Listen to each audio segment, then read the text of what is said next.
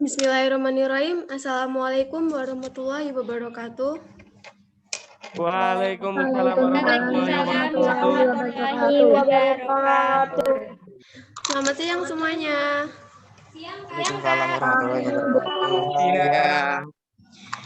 Oke, sebelum kita mulai materi hari ini, alangkah baiknya kita berdoa menurut kepercayaan dan keyakinan masing-masing. Berdoa dipersilahkan.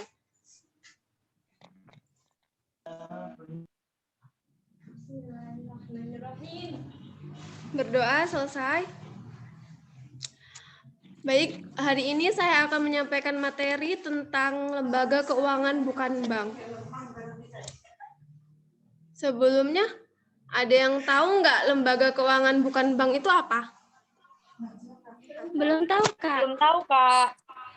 Oke. Dana. OJK. Jadi, lembaga keuangan bukan bank itu sering disingkat dengan LKBB. Artinya semua lembaga atau badan yang melakukan aktivitas keuangan baik secara langsung maupun tidak langsung, menghimpun dana dari masyarakat dengan menerbitkan surat-surat berharga dan menyalurkan dana tersebut untuk membiayai investasi di berbagai perusahaan. Sama halnya dengan bank. Jadi LKBB itu sebenarnya sama dengan bank.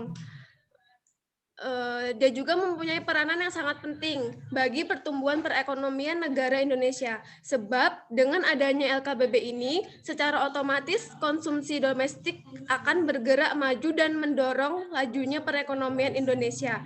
Namun, fungsi dan tugasnya lah yang membedakan antara bank dan lembaga keuangan bukan bank.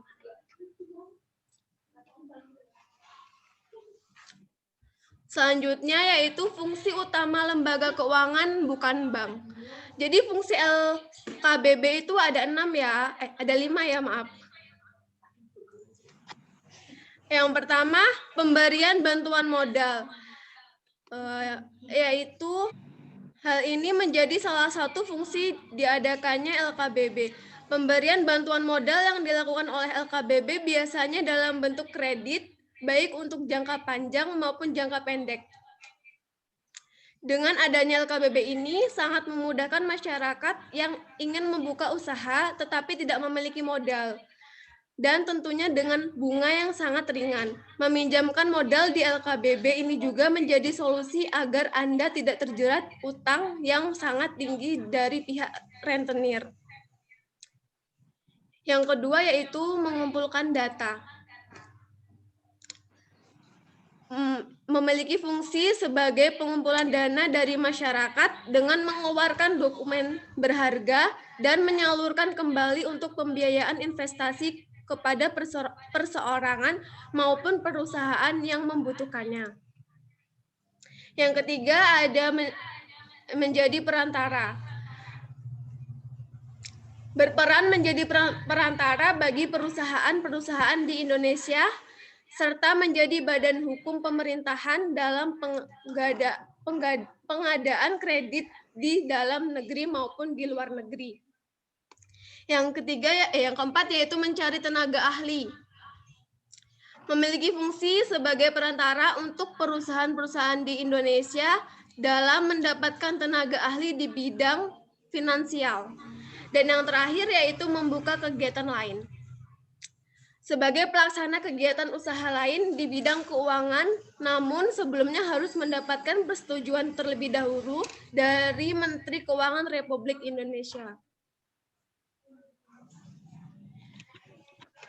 Selanjutnya yaitu jenis-jenis lembaga keuangan bukan bank. Ada 5 jenis ya teman-teman. Yang pertama, koperasi simpan pinjam. Koperasi simpan pinjam merupakan salah satu lembaga finansial yang menghimpun dana dari setiap anggotanya, kemudian menyalurkannya kembali kepada anggota maupun non-anggota yang sedang membutuhkannya. Sumber pemasukan koperasi berasal dari anggota dan juga pinjaman dari lembaga keuangan lainnya. Tujuannya dibuat koperasi simpan pinjam yaitu untuk membantu meningkatkan kesejahteraan para anggotanya dan juga seluruh masyarakat Indonesia. Sudah ada banyak jenis-jenis koperasi simpan pinjam yang mungkin bisa membantu seperti koperasi unit desa atau KUD, koperasi serba usaha atau KSU, dan koperasi pasar. Yang kedua ada penggadaian. Penggadaian termasuk salah satu badan usaha milik negara atau BUMN yang memiliki fungsi sebagai penyaluran kredit kepada masyarakat. Dasar hukum yang digunakan adalah hukum gadai sehingga masyarakat terhindar dari bunga yang terlalu tinggi. Penggadaian bukan hanya tempat untuk menggadaikan barang saja, tetapi ada beberapa produk layanan lain yang bisa dipilih.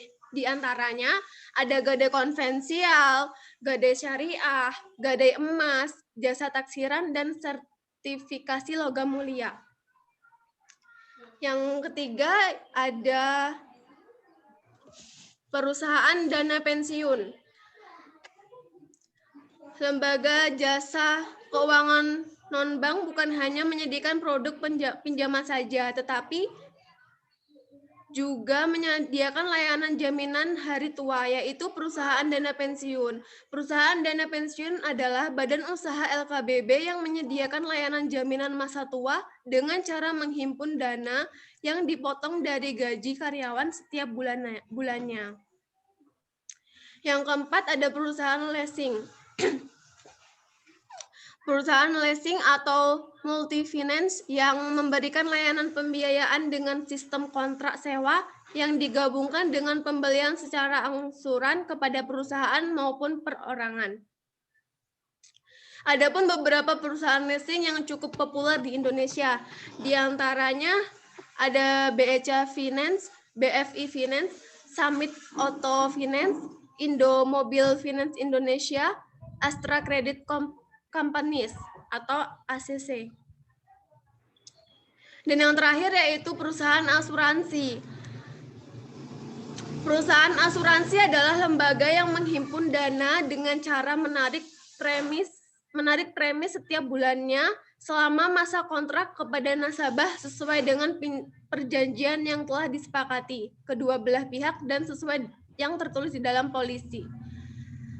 Tujuan dari asuransi ini adalah untuk mengendalikan keuangan seseorang, tetapi terjaga ketika terjadi resiko yang membutuhkan biaya.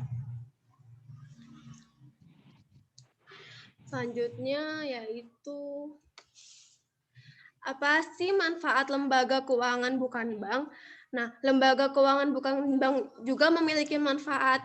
Manfaatnya diantaranya, perusahaan memberikan manfaat jaminan risiko yang mungkin terjadi sesuai dengan jasa yang ditawarkan.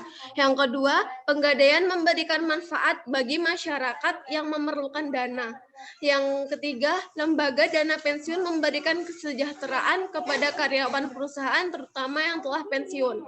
Dan yang terakhir, lembaga pembiayaan memberikan pinjaman kepada masyarakat dalam pendanaan kegiatan konsumsinya. Nah, di sini kesimpulannya yaitu lembaga keuangan bukan bank adalah badan usaha yang melakukan kegiatan di bidang keuangan, baik secara langsung maupun tidak langsung, menghimpun dana dari masyarakat dan menyalurkan kembali kepada masyarakat untuk kegiatan yang produktif. Adapun yang termasuk dalam lembaga keuangan bukan bank yaitu koperasi simpan pinjam, penggadaian, perusahaan dana pensiun, perusahaan leasing, dan perusahaan asuransi. Di sini ada yang belum paham, mungkin ada yang mau ditanyakan, teman-teman.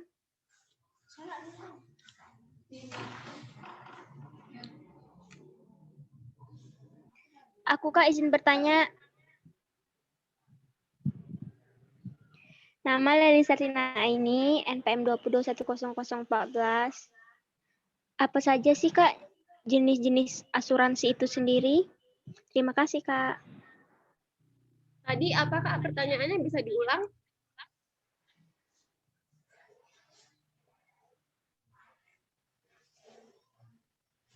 Baik Kak. Apa saja sih jenis-jenis dari asuransi itu sendiri?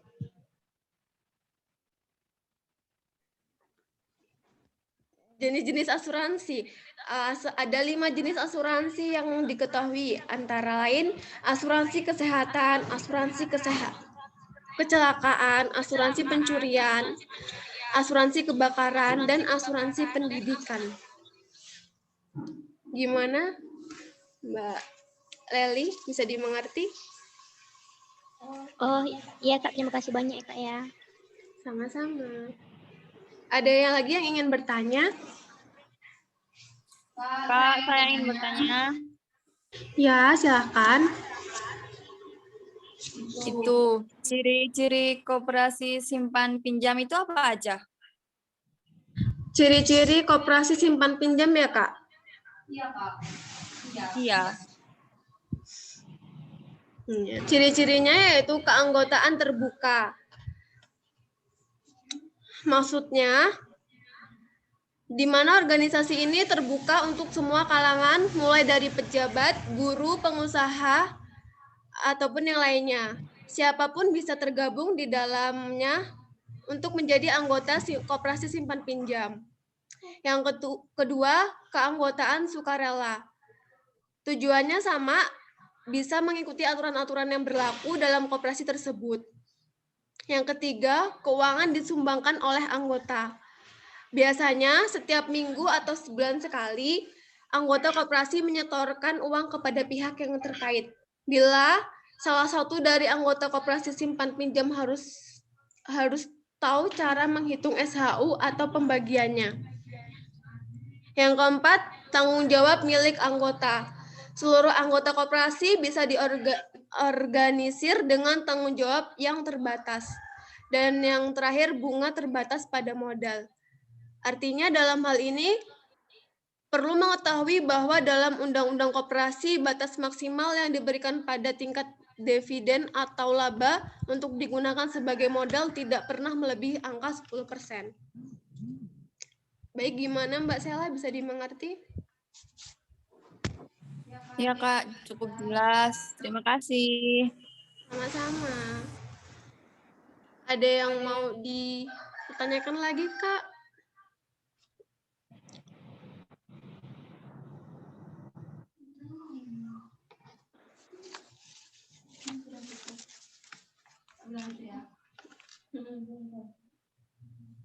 Sepertinya sudah cukup Kak, nggak ada yang ingin tanyakan lagi. Oke, kalau sudah cukup, saya akhiri. Semoga materi yang saya sampaikan tadi bisa bermanfaat untuk rekan-rekan semuanya. Bila ada salah kata, saya mohon ampun. Billahi taufiq wal hidayah. Wassalamualaikum warahmatullahi wabarakatuh.